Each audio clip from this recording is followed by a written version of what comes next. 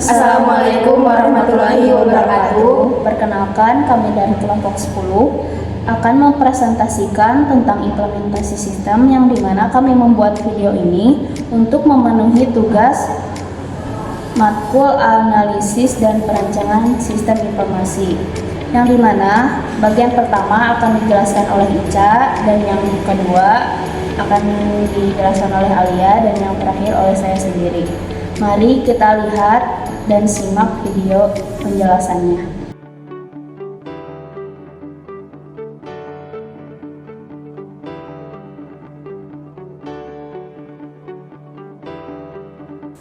Apa itu implementasi sistem?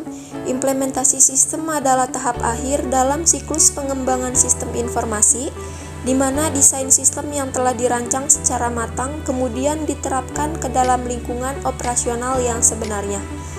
Tahap ini sangat krusial karena menandai peralihan dari tahap perencanaan ke tahap penggunaan sistem secara nyata.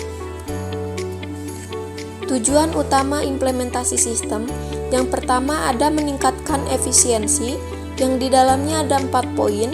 Poin pertama, otomatisasi proses, yaitu mengotomatiskan tugas-tugas yang sebelumnya dilakukan secara manual, sehingga mengurangi waktu dan tenaga yang dibutuhkan.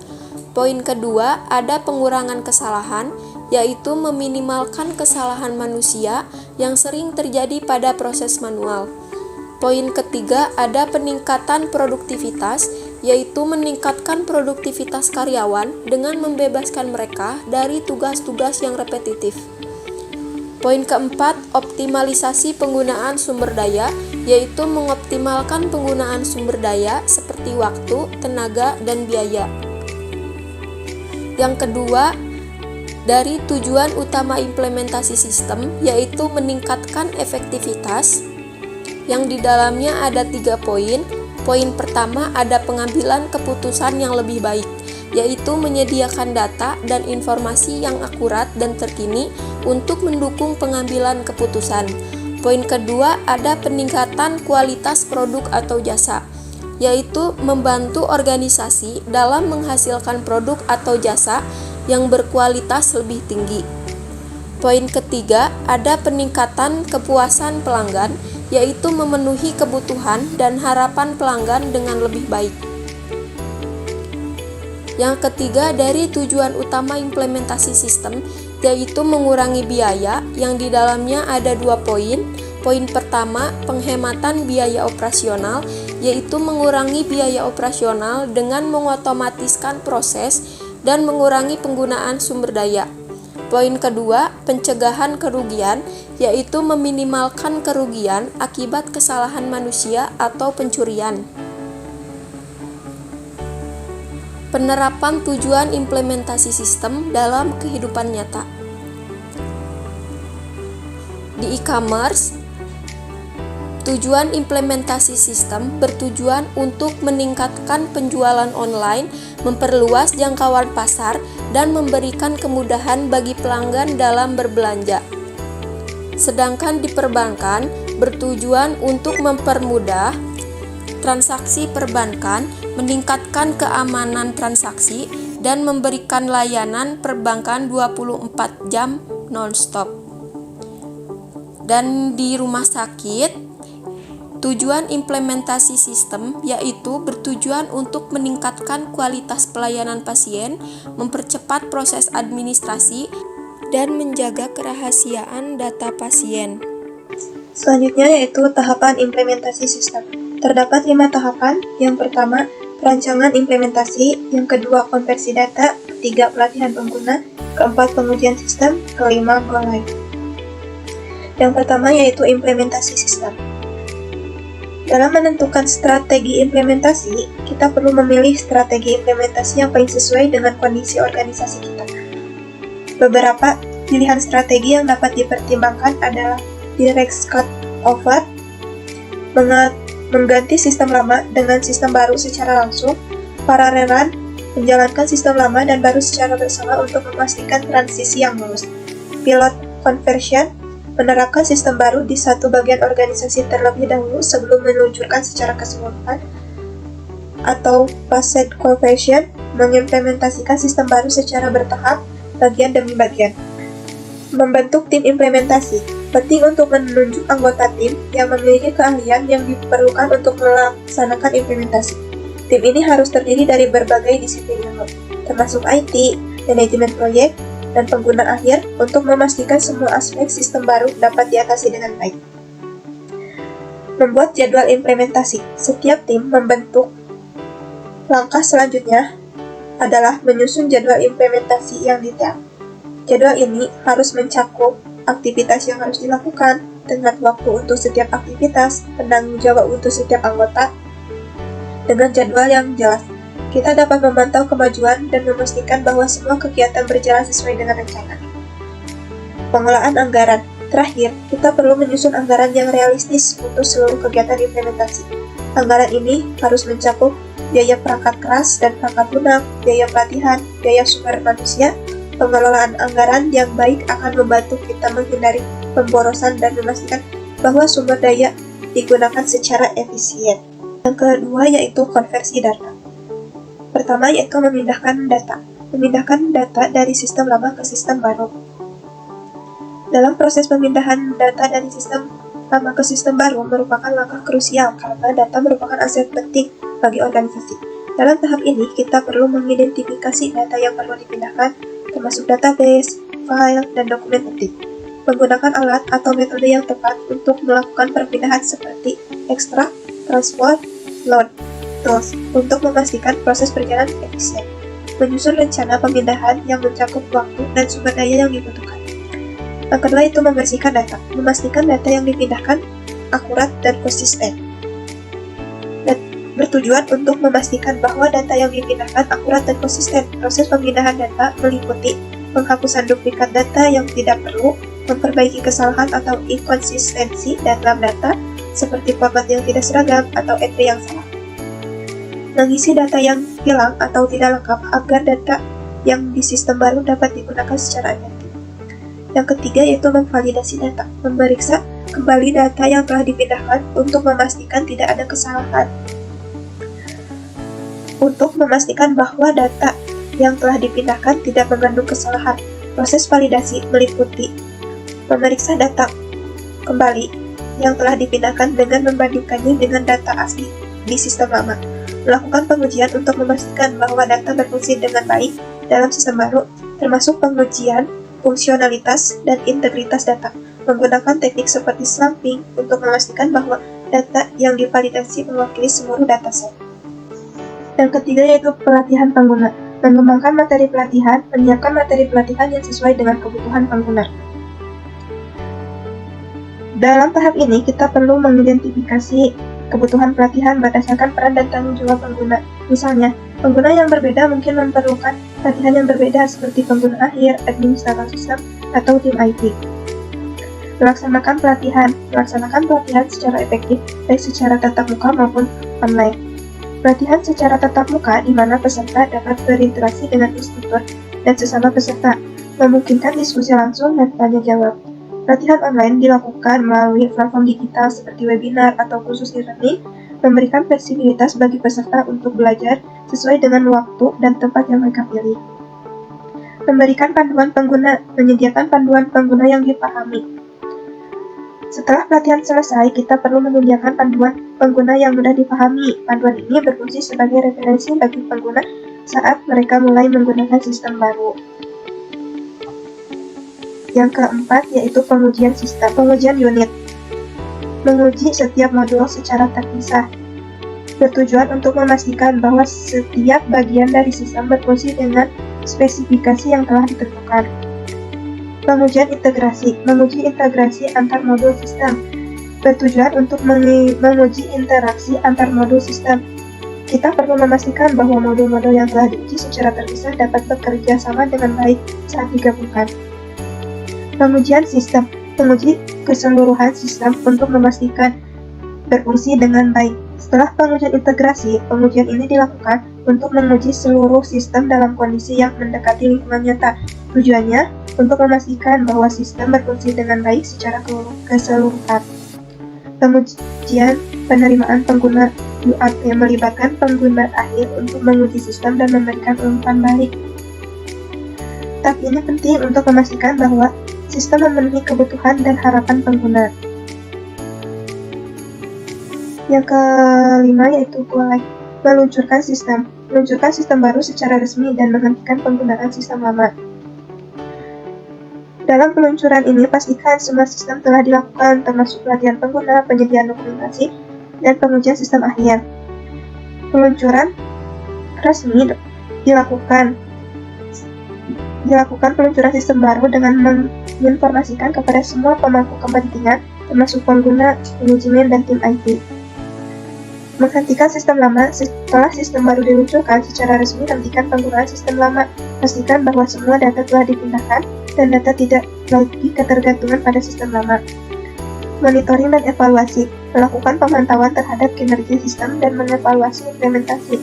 Langkah ini penting untuk memastikan bahwa sistem berfungsi dengan baik dan memenuhi kebutuhan pengguna. Dalam tahap ini, kita perlu pemantauan kinerja, pengumpulan umpan balik data, evaluasi hasil implementasi, perbaikan berkelanjutan. Selanjutnya yaitu strategi konversi data. Strategi konversi data merupakan langkah krusial dalam implementasi sistem baru. Pemilihan strategi yang tepat sangat mempengaruhi keberhasilan proyek. Berikut adalah penjelasan mengenai dari sistem strategi konversi data, serta faktor-faktor yang perlu dipertimbangkan dalam memilih. Yang pertama, direkap over, mengganti sistem lama dengan sistem baru secara langsung dalam satu waktu. Cocok untuk sistem yang sederhana dan tidak terlalu kritis. Paralelan, menjalankan sistem lama dan baru secara bersamaan selama periode waktu tertentu untuk membandingkan hasil dan memverifikasi data. Pilot comparison, menerapkan sistem baru pada bagian kecil organisasi terlebih dahulu untuk menguji dan memperbaiki masalah sebelum diterapkan secara luas. Phased cooperation, menerapkan sistem baru secara bertahap pada berbagai bagian organisasi. Selanjutnya, faktor-faktor yang perlu dipertimbangkan. Yang pertama yaitu ukuran dan kompleksitas sistem. Untuk sistem yang kecil dan sederhana, direct cutover mungkin cocok, namun sistem yang besar dan kompleks, phased cooperation atau pilot cooperation lebih baik. Kedua, kritisitas sistem. Jika sistem sangat kritis bagi bisnis, paralel run atau phased cooperation lebih aman. Yang ketiga, yaitu sumber daya yang tersedia. Pertimbangkan biaya waktu dan sumber daya manusia yang tersedia. Keempat, toleransi terhadap resiko. Jika toleransi terhadap resiko akan mempengaruhi pemilihan strategi. Dan yang terakhir, dukungan pengguna. Libatkan pengguna dalam proses pengambilan keputusan dan pastikan mereka siap untuk perubahan.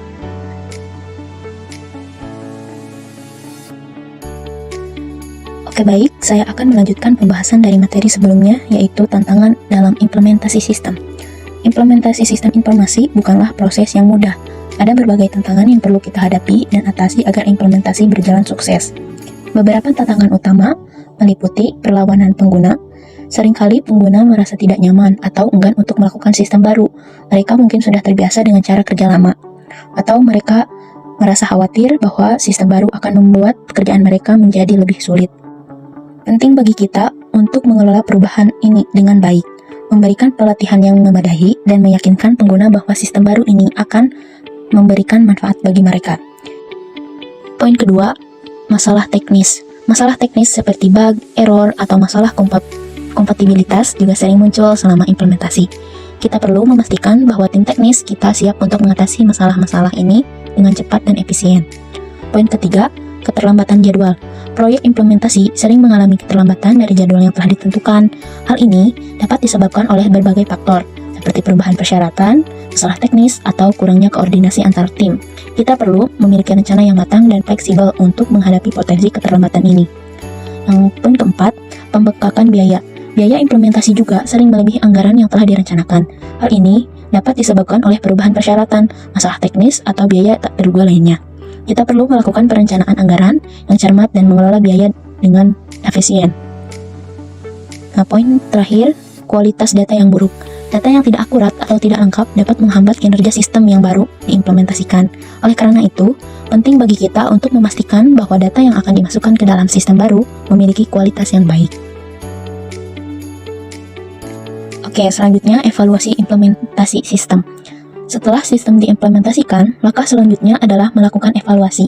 Evaluasi ini bertujuan untuk menilai apakah sistem yang telah diimplementasikan telah mencapai tujuan yang diharapkan, serta untuk mengidentifikasi area-area yang perlu perbaikan.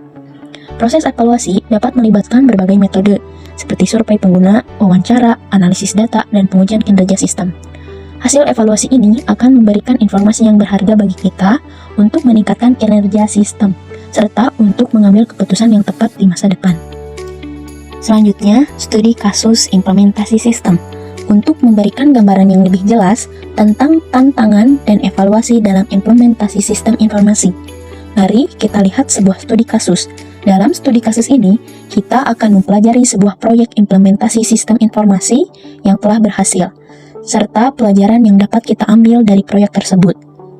Nah, di sini ada contoh studi kasus dari poin kegagalan sistem ERP Enterprise Resource Planning di perusahaan manufaktur besar gagal karena tidak stabil dan tidak sesuai kebutuhan bisnis, mengakibatkan kerugian finansial secara signifikan. Pelajarannya, pentingnya perencanaan yang matang, pengujian menyeluruh, dan penyesuaian sistem dengan kebutuhan bisnis sebelum implementasi penuh. Nah, dari poin keberhasilannya, sistem CRM, Customer Relationship Management, di perusahaan e-commerce sukses besar, meningkatkan penjualan dan kepuasan pelanggan. Pelajarannya fokus pada kebutuhan pelanggan, integrasi yang baik antar modul sistem, dan pelatihan pengguna yang memadai.